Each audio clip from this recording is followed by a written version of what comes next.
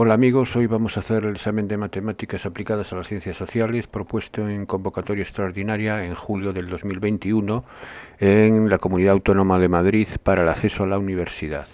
Vamos a comenzar con el primer ejercicio que dice así: se consideran las matrices A, una matriz A con un parámetro A minúscula dentro de los componentes de la matriz y una matriz columna B, y me piden que calcule los valores del parámetro A para los cuales la matriz A tiene inversa. Bueno, esto es muy sencillo porque tenemos que saber que la condición necesaria y suficiente para que una matriz tenga inversa es que su determinante sea distinto de 0. Así que lo primero que tengo que ver es cuál es el determinante de esta matriz. Así que el determinante de A la voy a hacer por la regla de Sarrus. Sería menos 2A más A menos 1. Menos 2A más A menos 1. Aquí está, por la regla de Sarrus.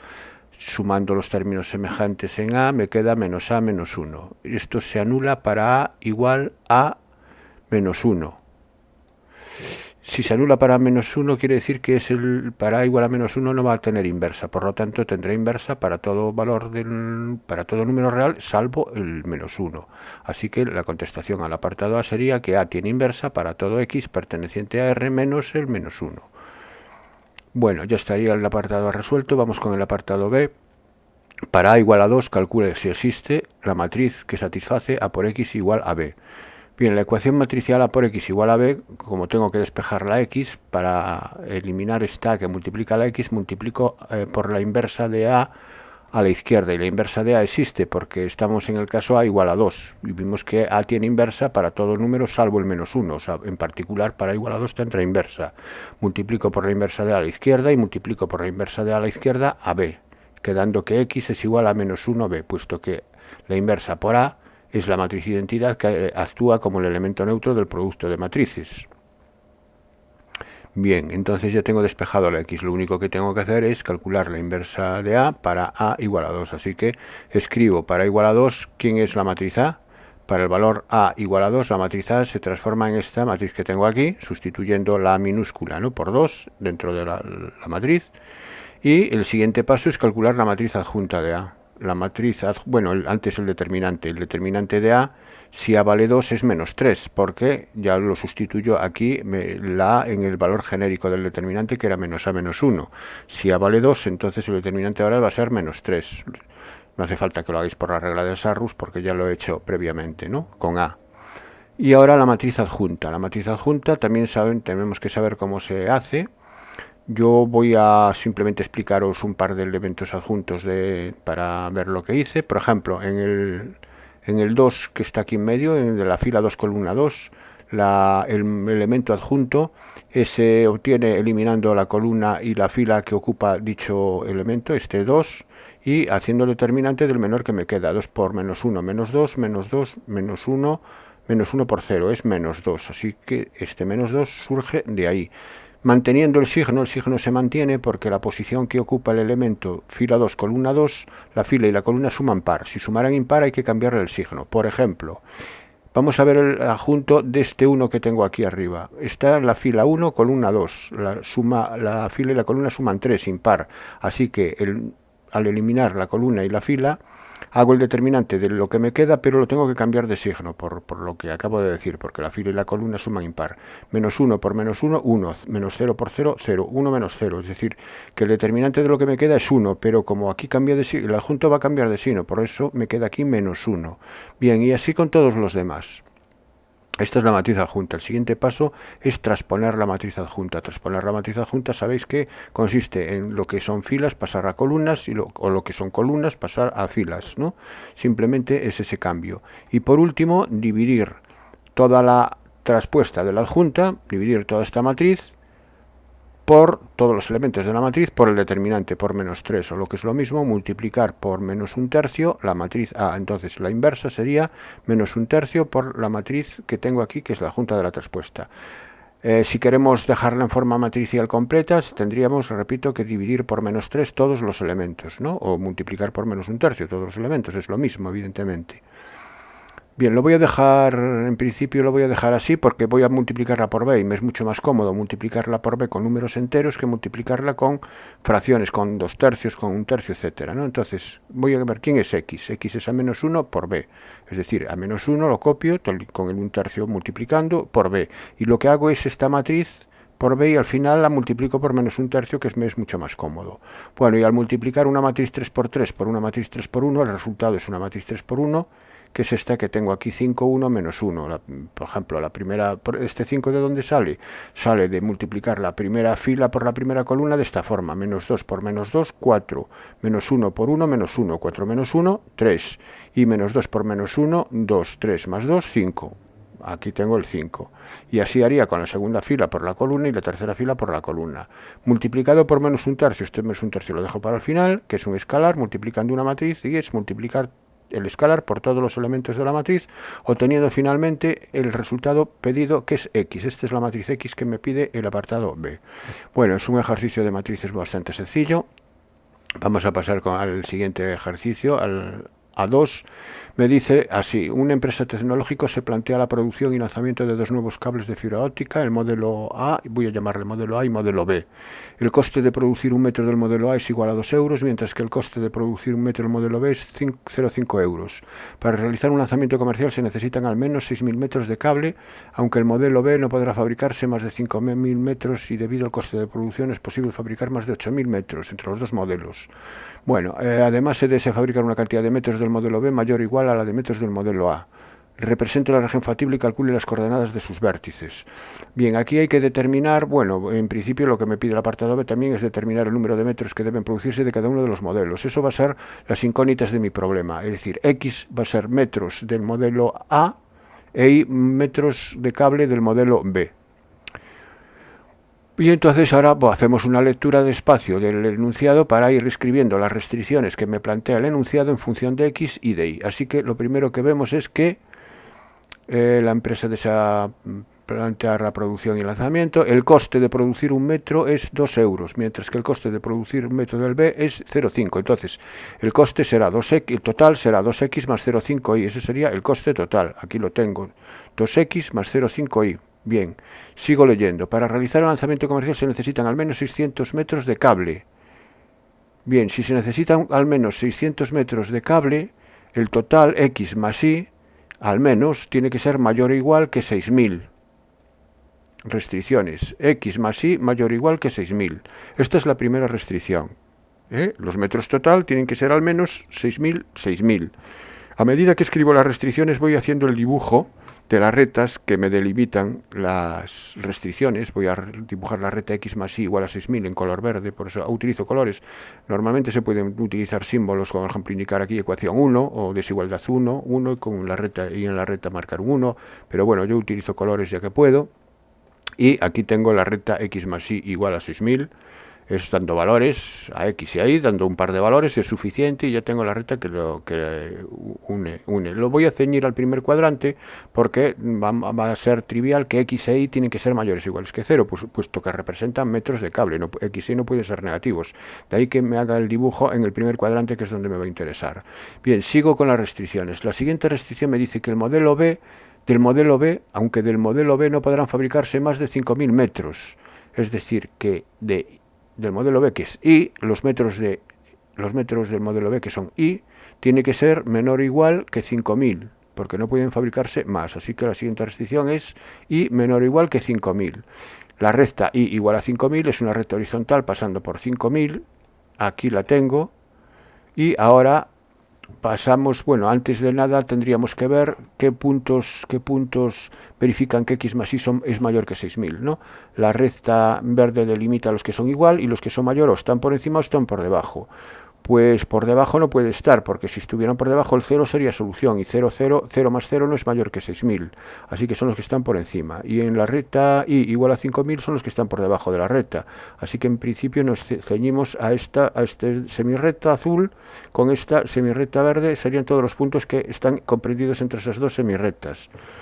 Pero tenemos más restricciones y tenemos una nueva restricción que me dice que no es posible fabricar más de 8.000 metros entre los dos modelos, es decir, que X más Y tiene que ser menor o igual que 8.000. x más y menor o igual que 8000. Y la recta x más y igual a 8000, aquí la tengo dibujada, en rojo, es paralela a la recta verde, pero ahora los puntos que verifican la desigualdad son los que están por debajo de la recta. Así que ahora nos vemos en esta banda delimitada por este segmento azul y estas dos semirrectas paralelas. Y por último, la trivial, lo que os comentaba al principio, que x6 sea mayor o igual que 0.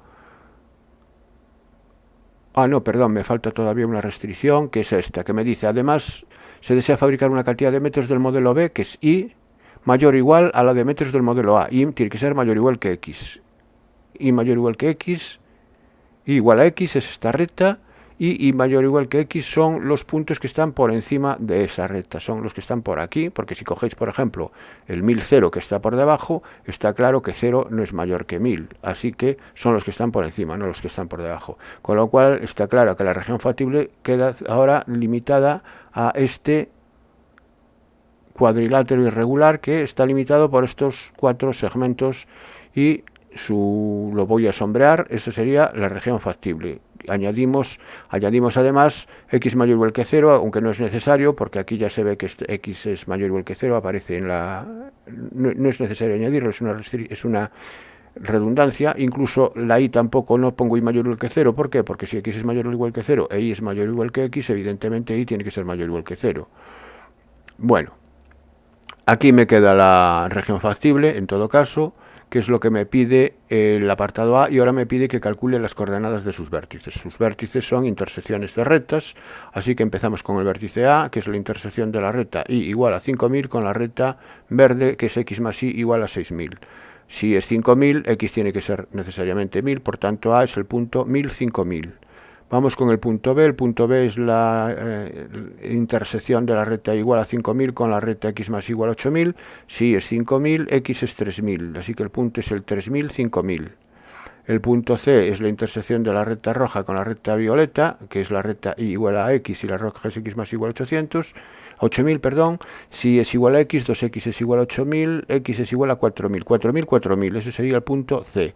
Y por último, el punto D es la intersección de la recta verde con la recta violeta, y aquí sería x3000 e y3000. Son sistemas de ecuaciones con dos incógnitas sencillísimos de realizar, ¿no?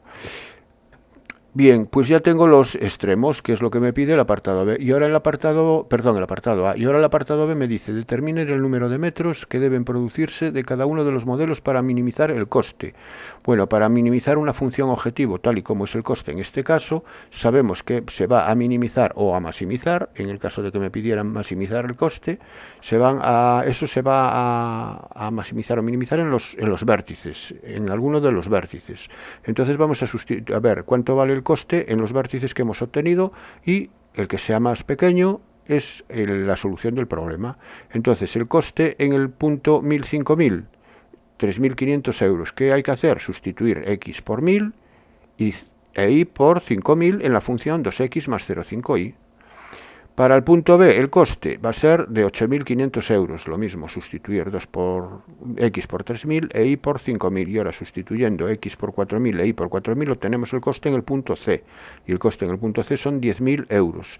Y por último, el coste en el punto D, haciendo lo mismo, 7.500. ¿Cuál es el coste más pequeño? Pues parece que el coste más pequeño es de 3.500 euros, que se obtiene en la solución 1000-5000. Conclusión: hay que hacer 1000 metros de cable del modelo A2020 y 5000 metros de cable del modelo 2020 para que se verifiquen todas las restricciones y además el coste sea el más pequeño posible. En este caso, ¿a cuánto asciende el coste? A 3.500 euros. Eso sería nuestra solución. Aquí queda enmarcada. Bien, este sería el problema de programación lineal, también fácil. Pasamos al siguiente. Me dan una función definida en dos trozos. Para x menor o igual que 3 es un polinomio, con lo cual para los valores menores que 3 no hay ningún problema de continuidad ni de derivabilidad. La función es continua y derivable. Bien, aquí es una fracción algebraica donde se anula el denominador, que es donde está el problema, en x igual a 0, pero en 0 no está definido porque esa fracción algebraica está definida para los x mayores que 3, con lo cual para los x mayores que 3 también es continua y derivable. Entonces esta función es continua y derivable en todo R, salvo en principio en el 3, que hay que ver qué es lo que en el 3 cómo funciona, cómo es la continuidad en 3. Y entonces lo que me pide el apartado A es que hallar el valor A para que la función sea continua en todo su dominio. Como acabo de decir, es continua en todo R menos en principio en el 3, por lo cual lo único que nos queda ver es la continuidad en el 3.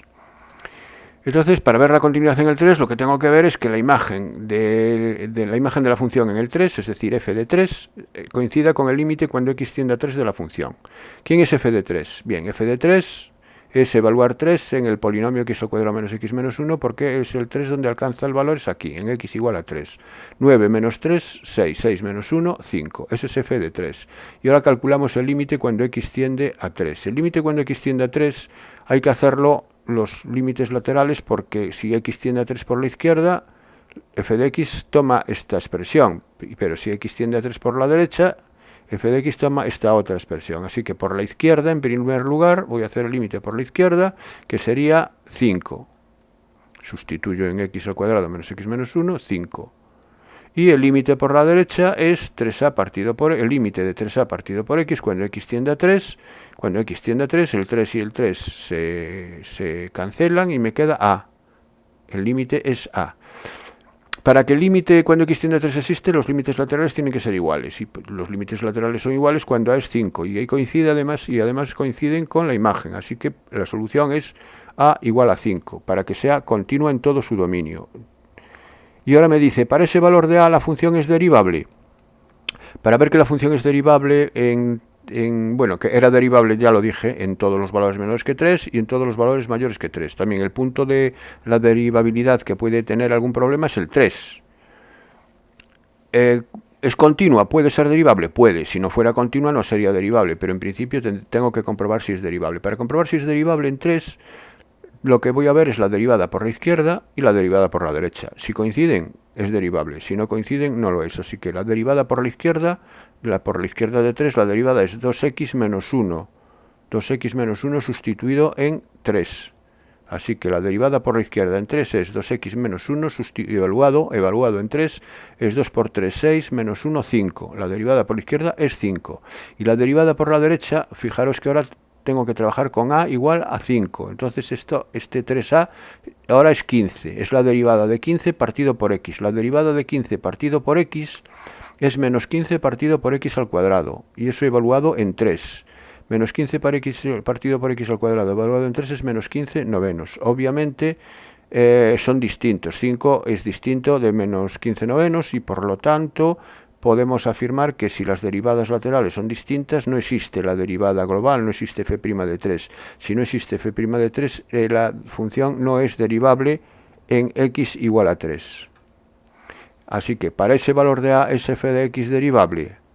En 3 no lo es. En el resto sí, en el resto del dominio sí lo es. Apartado B. Para a igual a 1, calcule la ecuación de la recta tangente a la gráfica de la función en el punto de ascisa x igual a 1. Bueno, la recta tangente a la gráfica de una función en un punto viene determinado por la ecuación punto pendiente de la siguiente manera. Es y menos f de 1, en este caso es el 1, y menos f de 1 igual a la pendiente, que es la derivada en 1, la pendiente es la derivada en el punto, f' de 1 por x menos 1. Esta es la fórmula que me determina la ecuación de la recta tangente de una función f en un punto, en este caso x igual a 1, en un punto, el punto de ascisa x igual a 1. Entonces, ¿quién es f de 1? Bueno, pues f de 1 es donde toma el valor el 1, lo toma en la primera expresión. F de 1 es 1 menos 1, 0 menos 1, es menos 1.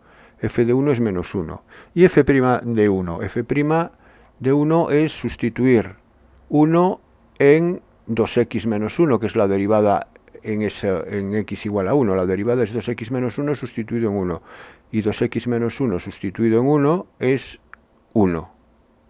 Así que sustituimos f1 por menos 1 y f' de 1 por 1 y obtenemos la ecuación de la recta que estamos buscando, que la recta tangente. Si la quiero expresar en forma explícita, despejaría la y aquí y quedaría y igual a x menos 2.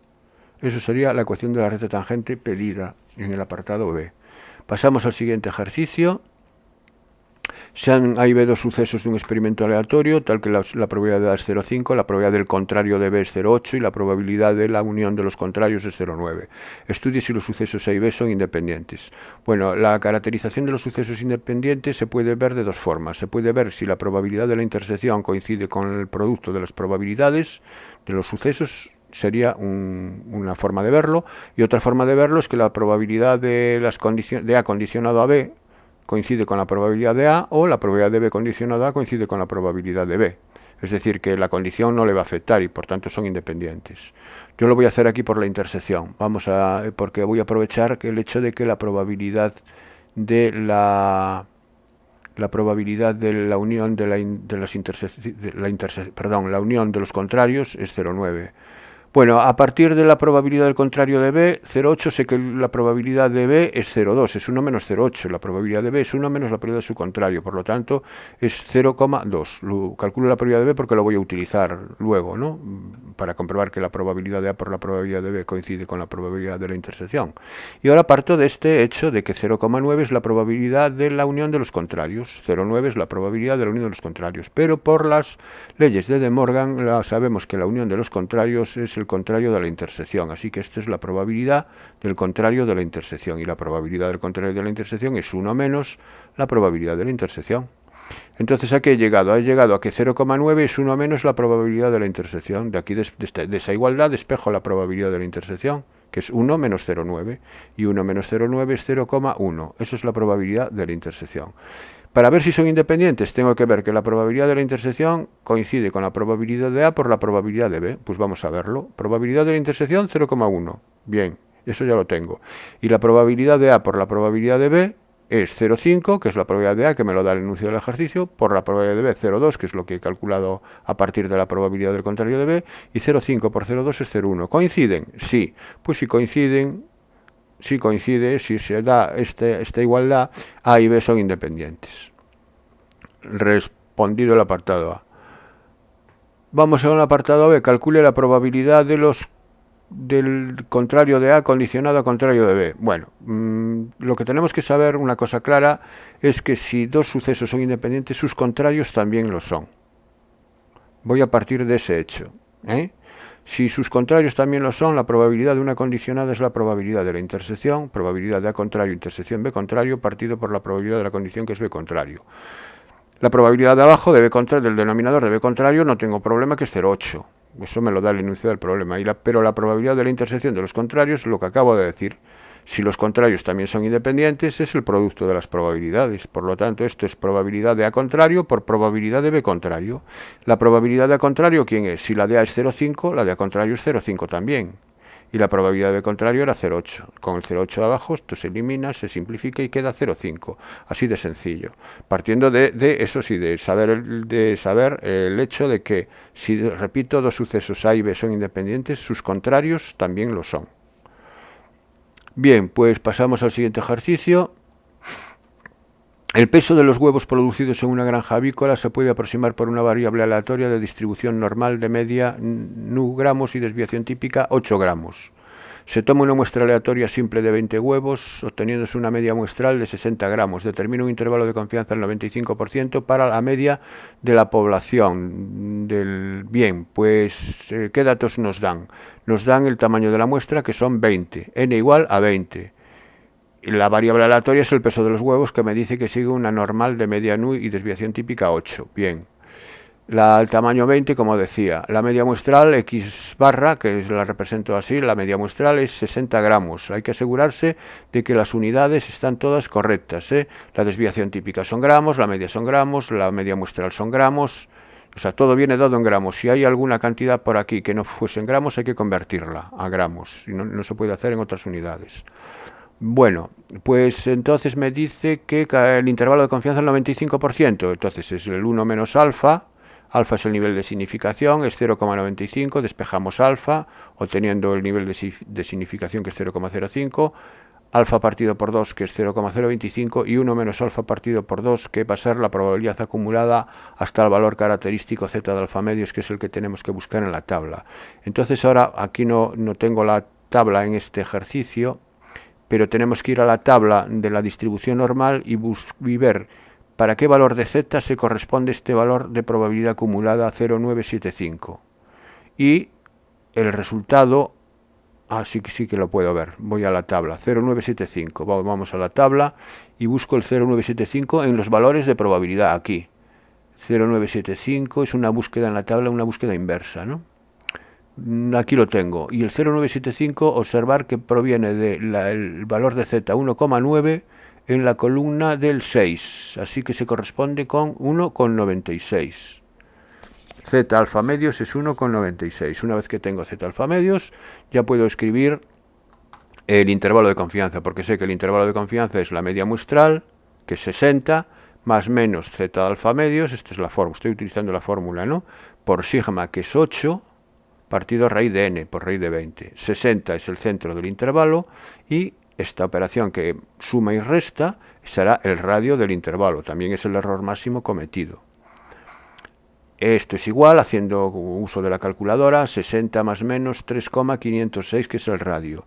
Si resto y sumo, obtengo los extremos inferior y superior del intervalo respectivamente. Así que el intervalo que obtengo es 60 menos 3,506, que es 56,494, y 60 más 3,506, que es 63,506. Bien, este es el intervalo pedido al 95% de confianza. Y ahora vamos con el apartado B. El apartado B me dice que ahora X es una media de 59 gramos. La media de la población ahora me dice que es 59 gramos.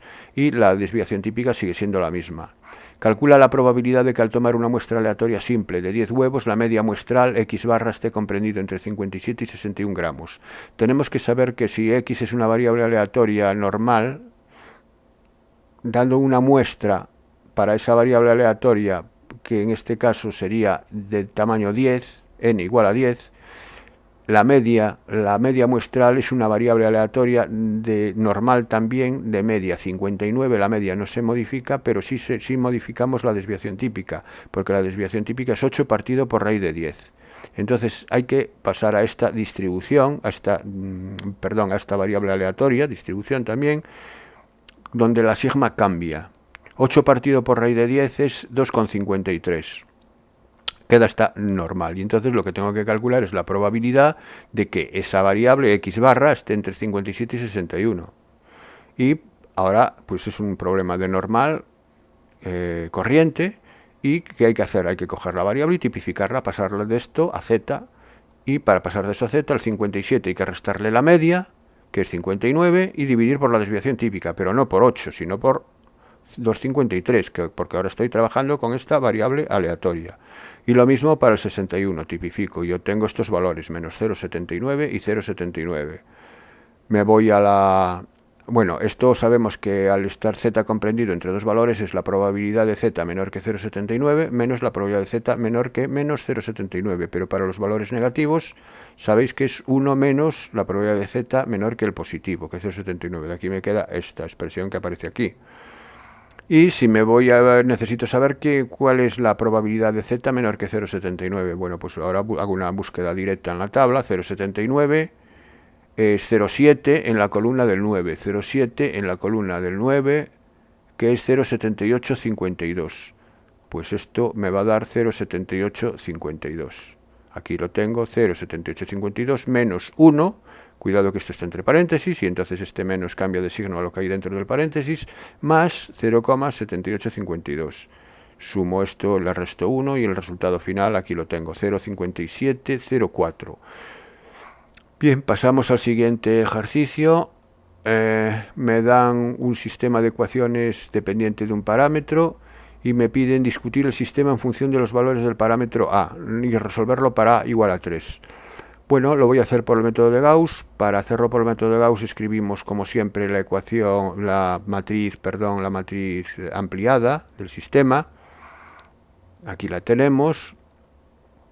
los coeficientes de las incógnitas le añadimos la columna 0, 1, menos a, que es la de los términos independientes, y ahora tenemos que escalonarla haciendo ceros por debajo de la diagonal, es decir, tenemos que hacer un 0 donde está el menos 1 y hacer un 0 donde está este menos 1. Para hacer un 0 donde está este menos 1, lo que voy a hacer es a la fila 2 sumarle la fila 1, y así ya me queda 0 en ese elemento, ¿no?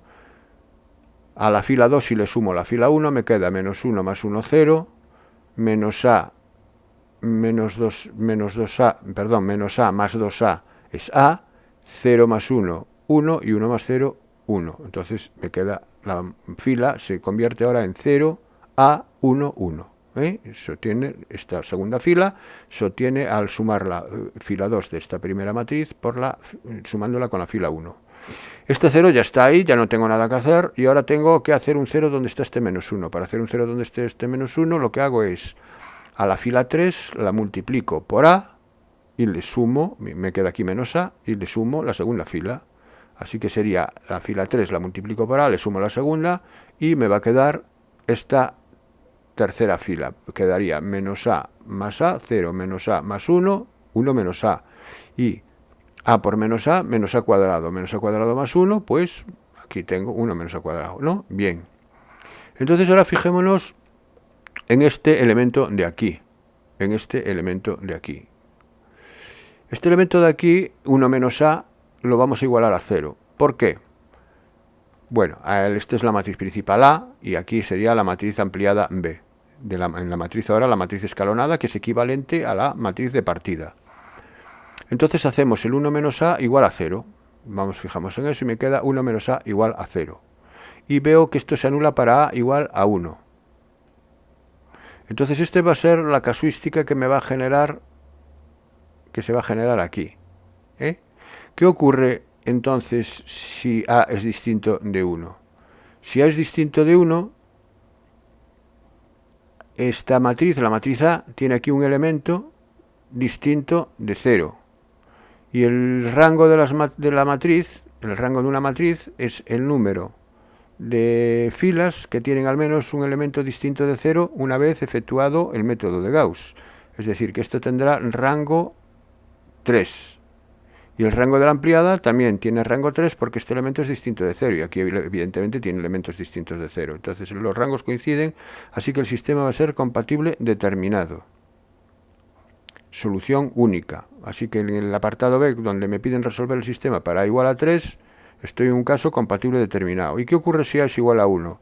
Si a es igual a 1, sustituyo a por 1 en la matriz escalonada y obtengo esta matriz. Y observar que esta matriz tiene rango, la matriz A tiene rango 2 porque tiene una fila todo de ceros, y la ampliada también tiene rango 2 porque tiene esta fila toda de ceros. Así que el rango de A coincide con el rango de la ampliada igual a 2. En este caso, si es igual a 1, el sistema es compatible indeterminado con un grado de libertad. Bueno, entonces queda discutido el sistema. ¿Cómo lo resuelvo para igual a 3? Para igual a 3 lo que hago es sustituir en la matriz escalonada a por 3, obteniendo esta matriz. Y esta matriz me genera las siguientes ecuaciones. La última fila es la ecuación menos 2 por z igual a menos 8. Menos 2 por z igual a menos 8, ya despejo z. Z es igual a 4. Subimos a la siguiente fila. 3i más z igual a 1. 3i más z igual a 1, como z es 4, queda 3i igual a 1 menos 4. 3i igual a menos 3, de donde i es igual a menos 1. Y ahora vamos a la primera fila y sería la ecuación x más 6i más z igual a 0. Si x más 6i más z es igual a 0, z es 4 e i es menos 1, aquí queda menos 6 más 4 menos 2. El menos 2 pasa para la derecha y queda que x es igual a 2. Y ya tengo resuelto el sistema para igual a 3. Entonces fijaros que es bastante sencillo en este caso, con lo cual ya queda resuelto. Pasamos al siguiente ejercicio. Una función real de variable real, que es una fracción algebraica de un cociente de polinomios. Me piden el dominio y las asíntotas de la función. El dominio son todos los puntos para los cuales la función está definida. Y esta función, precisamente, está definida para todos los números reales, salvo aquellos que anulan el denominador. Y el denominador se anula para x igual a 1. Así que el dominio es todo R excepto el 1.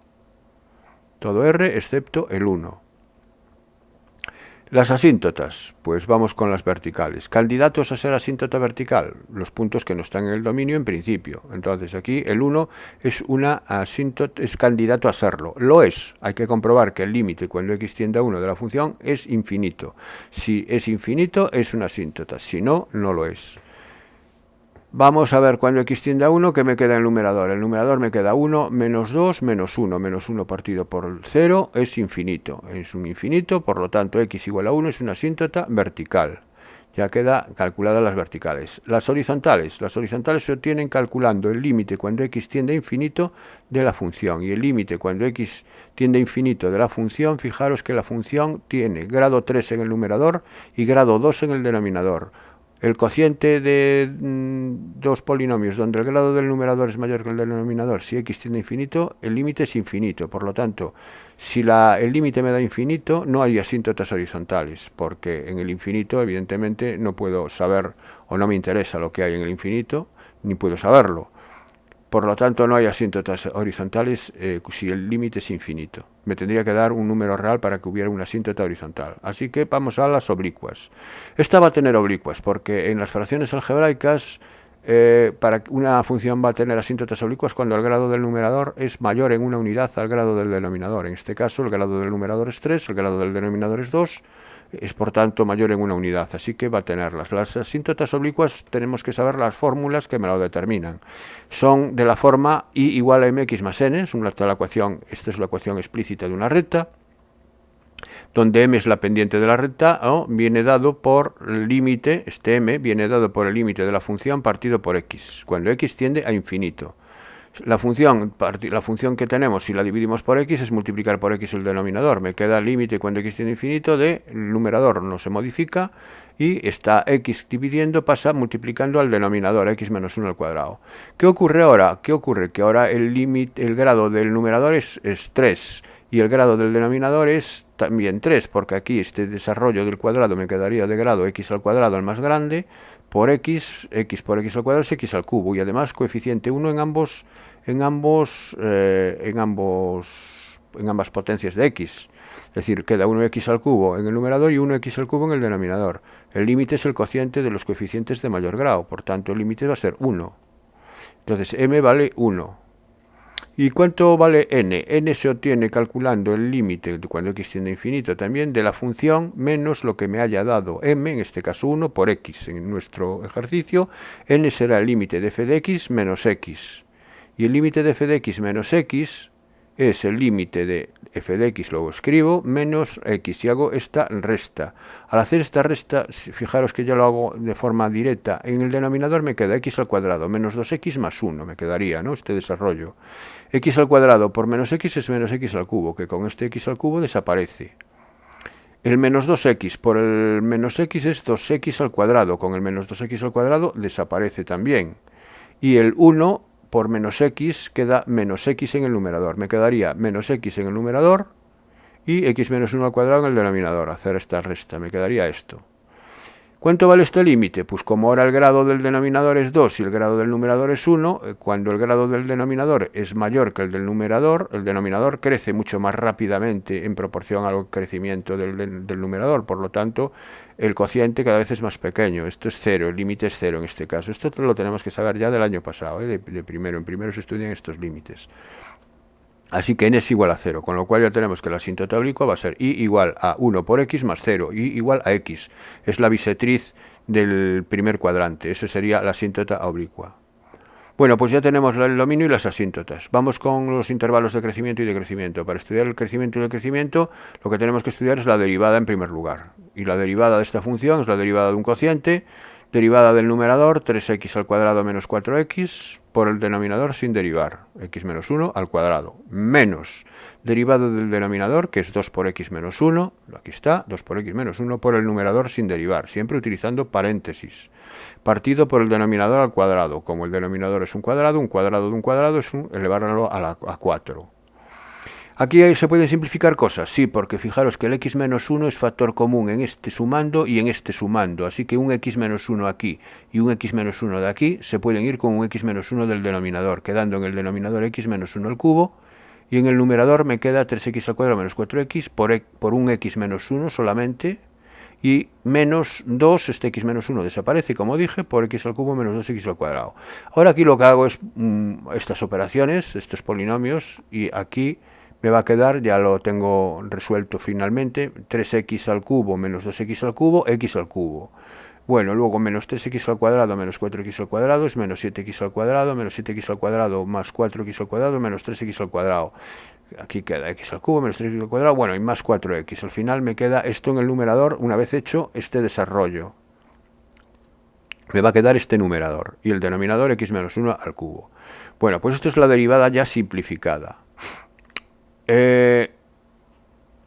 La voy a igualar a 0 porque voy a estudiar el crecimiento y el decrecimiento y necesito ver dónde la función cambia de creciente a decreciente, etcétera, ¿no? Entonces la igualo a 0, y si la igualo a 0 es el numerador igual a 0. Saco factor común a x, que multiplica, aquí tengo x al cuadrado menos 3x más 4. Una solución es x igual a 0, y la otra es este polinomio de grado 2 igual a 0, pero este polinomio de grado 2 igual a 0 no tiene solución real, porque el discriminante es b cuadrado, que es 9, menos 4 por 4, 16. 9 menos 16 es raíz de menos 7. La raíz de menos 7 no es un número real, por lo tanto esto no tiene solución real. Así que el único punto crítico para la derivada es x igual a 0. Entonces, si x0 es un punto crítico para la derivada, para estudiar los intervalos de monotonía, tengo que coger el dominio, que era todo r menos el 1, y separar ese dominio con el 0, y tengo los siguientes intervalos. Desde menos infinito, el primer punto que me encuentro es el crítico 0. Desde menos infinito hasta 0 es un intervalo de monotonía. Ahora veremos si ahí crece o decrece. El siguiente intervalo de monotonía es desde 0 hasta el 1. El 1 lo quito porque no está en el dominio. El siguiente de 1 a más infinito. Y no tengo más. Entonces el punto crítico me divide al dominio en estos tres intervalos. ¿Qué pasa en menos infinito 0? ¿Cómo es la función? ¿Creciente o decreciente? Bueno, la caracterización del crecimiento viene determinado por el signo de la derivada. Si el signo de la derivada es positivo en el intervalo, la función es creciente. Si es negativo, es decreciente. Voy a ver cómo es la derivada desde en menos infinito 0. Para ello tomo un punto cualquiera del menos infinito 0, un punto de referencia cualquiera, por ejemplo el menos 1, que sea fácil de sustituir. Cojo el menos 1 y lo sustituyo en la derivada. Al sustituir menos 1 en la derivada, me queda menos 1, menos 3, menos 4, menos 4, menos 4, menos 8. Me queda menos 8 en el numerador. Y en el denominador me queda menos 1, menos 1, menos 2 al cubo, menos 8. Menos 8 entre menos 8, 1, positivo. Así que la derivada en menos 1 es positivo. Si la derivada de menos 1 es positivo, me da igual el valor. Yo lo que quiero saber es el signo. Sé que la función es creciente. Entonces, ya tengo que la función crece en menos infinito 0. Entre 0 y 1. Entre 0 y 1 tomo un medio, por ejemplo, y sustituyo la derivada en un medio. Al sustituir la derivada en un medio, aquí me queda en el denominador, me queda un medio menos 1, me queda negativo al cubo es negativo, y en el numerador me va a dar positivo. Positivo entre negativo, negativo. La función es decreciente en el intervalo 0, 1. Y en el intervalo 1 más infinito tomo como referencia el 2. Y la derivada en 2 queda 8 menos 12 menos 4 más 8, 4. Positivo. Positivo en el numerador y positivo en el denominador. Así que es positivo la derivada, así que función creciente. Pues ya tengo intervalos de crecimiento y decrecimiento. La función crece en menos infinito 0, unión 1 más infinito, y decrece en 0, 1. Aquí sí quiero dar, si me preguntan cuáles son los extremos relativos de la función, pues él cambia de creciente a decreciente, es decir, que de ir hacia arriba a ir hacia abajo, y por lo tanto presentará un máximo relativo en el 0. En x igual a 0 presenta un máximo. Y aquí cuidado, aquí cambia de decreciente a creciente, pero ¿cambia dónde? Cambia en el 1, pero el 1 no está en el dominio, ¿eh? Entonces ahí no puedo afirmar que haya un mínimo, cuidado, ¿eh? Cuidado que mucha gente se despista aquí y dice que en el 1 hay un mínimo. No, no hay un mínimo porque el 1 no está en el dominio. para que haya un extremo, los puntos extremos evidentemente tienen que estar en el dominio de la función, y en este caso el 1 no lo es. Así que este solamente tendría un extremo relativo que sería en x igual a 0. Bien, pasamos al siguiente ejercicio. Se sabe que la derivada de una función real f de x de variable real es, y aquí me dan un polinomio de grado 2, esto es la derivada. Determinar la expresión de la función, sabiendo que la imagen es 11. Bueno, pues si conocemos la derivada, la función sabemos que es la integral, o tiene que ser una primitiva, de 3x al cuadrado más 8x. Entonces, cogemos y hacemos la integral de la función. Y esto es 3x al cubo partido por 3, es decir, x al cubo, más 8x al cuadrado partido por 2, es decir, 4x al cuadrado. Así que estamos hablando de x al cubo más 4x al cuadrado, más la constante de integración. Para saber ahora exactamente quién es f de x, pues me dan el dato que f de 1 sea 11. Si f de 1 es 11, al sustituir esto por 1 me tiene que dar 11. Así que 1 al cubo más 4 por 1 al cuadrado más c me tiene que dar 11. Y esto es 5 más c igual a 11. Si 5 más c es igual a 11, c es igual a 11 menos 5, es 6.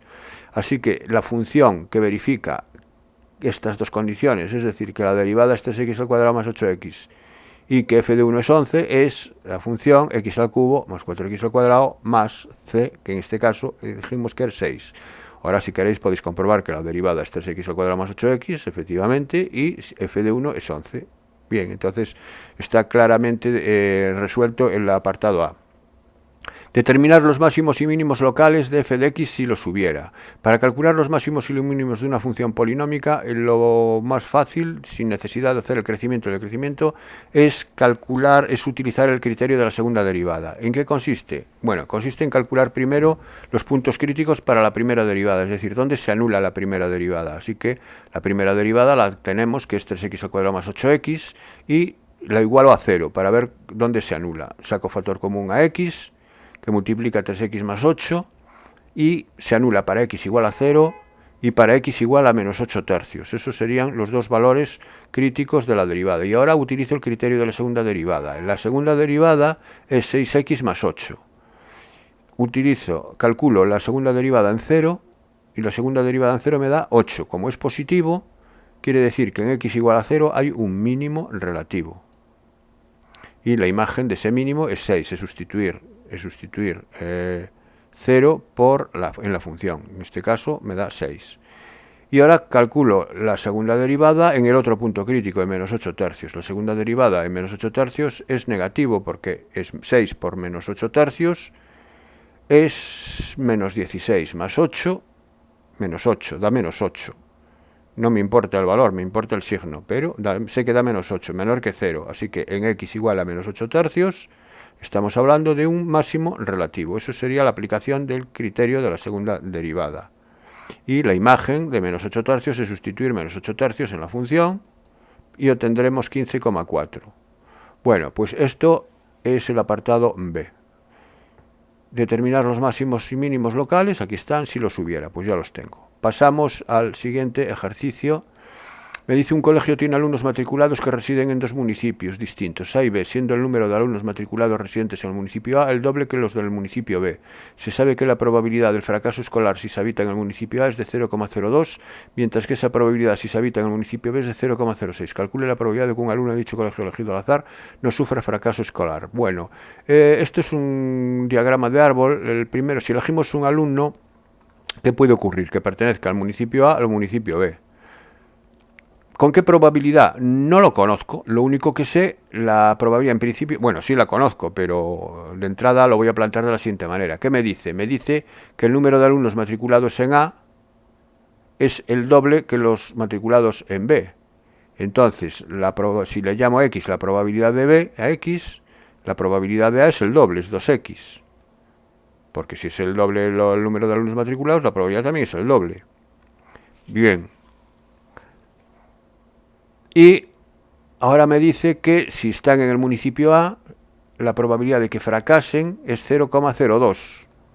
Fracasar y no fracasar. Les voy a llamar a los sucesos que vienen a continuación del municipio. Aquí lo mismo, fracasa o no fracasa. Aquí es 0,02 y aquí es 0,06. Me dice que fracasa si viene del municipio B, 0,06. Puedo completarlo sería 0,98 y aquí sería 0,94. La cuestión es cómo calculo estas probabilidades, pero esto es muy fácil, porque sabemos que la suma de las probabilidades de las ramas que convergen, en este caso la de A y la de B, tienen que ser 1, tienen que sumar 1. Así que 2x más x tiene que ser 1. Si 2x más x es igual a 1, 3x es igual a 1. Si 3x es igual a 1, x es igual a 1/3. Una vez que ya sabemos que x es 1/3, podemos borrar esta x de aquí, convertirla en 1/3, y este 2x de aquí, convertirla en 2/3. Y ya tenemos todas las probabilidades. Entonces, apartado A, que no sufra fracaso escolar, es decir, me están pidiendo la probabilidad del contrario de F. La probabilidad del contrario de F es que provenga de A o que provenga de B, es decir, sería 2/3 por 0,98 más 1/3 por 0,94. Bueno, pues haciendo uso de la calculadora me da 0,9666.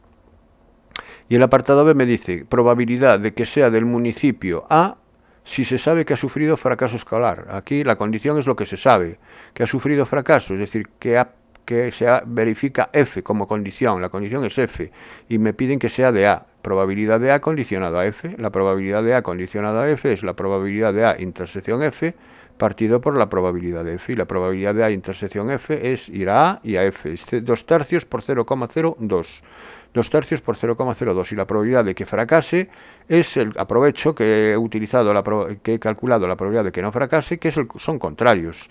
Así que la probabilidad de que fracase es el contrario de que no fracase. Es 1 menos 0,9666. Y calculadora y 0,3992. Bien, también fácil. Pasamos al siguiente ejercicio. El tiempo necesario para cumplimentar un test psicotécnico se puede aproximar por una variable aleatoria con distribución normal de media, nu y desviación típica sigma 3 minutos. Bien, aquí lo tengo, definida la variable aleatoria. Apartado A. Determinar el tamaño mínimo que debe tener una muestra aleatoria simple para que el error máximo cometido en la estimación de U sea menor de 1 minuto con un nivel de confianza del 95%. Bien, recordar que el error máximo viene dado por la fórmula z alfa medios por sigma partido raíz de n. En este caso, el nivel de confianza es del 95%, así que vamos a hallar z de alfa medios para ese nivel de confianza. 1 menos alfa, 0,95. Aquí tengo la fórmula del error. Tiene que ser menor que 1 minuto. Todos minutos, cuidado con las unidades. Bien. Entonces, 1 menos alfa 0,95, alfa 0,05, alfa medios 0,025, 1 menos alfa medios 0,975, y ahora es cuando tengo que ir a la tabla y ver 0,975 para qué valor de z se corresponde. Y 0,975 se corresponde para un valor de z, aquí está 0,975, se corresponde para el valor de 1,97, 1,96, perdón, en la columna del 6, 1,96. Así que z alfa medios es 1,96. Bueno, pues nada, me voy a la fórmula del error máximo cometido, que es z alfa medios sigma partido raíz de n, y me queda 1,96 por 3 partido raíz de n menor que 1. Raíz de n pasa multiplicando al 1 y me queda raíz de n mayor que 3 por 1,96, que es 5,88. Para eliminar la raíz elevo al cuadrado y queda que n es n mayor que 5,88 al cuadrado, que es 34,57. Como n tiene que ser un número entero, el primer valor entero mayor que 34,57 es 35. Así que n igual a 35 sería el tamaño de la muestra aleatoria, el tamaño mínimo de la muestra, sería 35 individuos. Bueno, pues ya queda resuelto el apartado A. Pasamos al apartado B. Ahora me dan la media de la población, me dice que la media es 32 minutos, así que X es una normal 32,3. Calcular la probabilidad de que al tomar una muestra aleatoria simple de tamaño n16 el tiempo medio empleado en su realización x barra sea menor que 30,5 minutos. Esto es prácticamente igual al ejercicio que hemos hecho de este estilo anteriormente. Sería que ahora para una muestra de tamaño 16 la media sigue una distribución normal. La media muestral sigue una distribución normal de media 32, pero la desviación típica es 3 partido por la raíz del tamaño de la muestra, en este caso 16, o sea, 3/4 Esto es 3/4, que es 0,75, es decir, es una normal 32, 0,75. A partir de esta normal me piden la probabilidad de que x barra sea menor que 30,5 minutos. Probabilidad de x menor que 30,5. Aquí no hay que cambiar ningún valor porque está todo dado en minutos. Entonces es correcto, no tengo nada que cambiar. Ahora tipifico la x barra, la paso a z, y para tipificar tengo que hacer el 30,5, restarle la 32 y dividirlo por 0,75. Importante aquí, estoy con esta normal, no estoy con x, estoy con x barra. Y este valor me da menos 2 exactamente. Pues la probabilidad de z menor que menos 2 es 1 menos la probabilidad de z menor que 2. Y la probabilidad de z menor que 2 me la da la tabla. Y que sé dónde está el 2. El 2 está aquí. 2,0 es en la columna del 0, porque no tiene ni décimas ni centésimas, es el valor entero. 0,9772. Bueno, pues entonces esto es igual a 1 menos 0,9772, que es igual a 0,0228.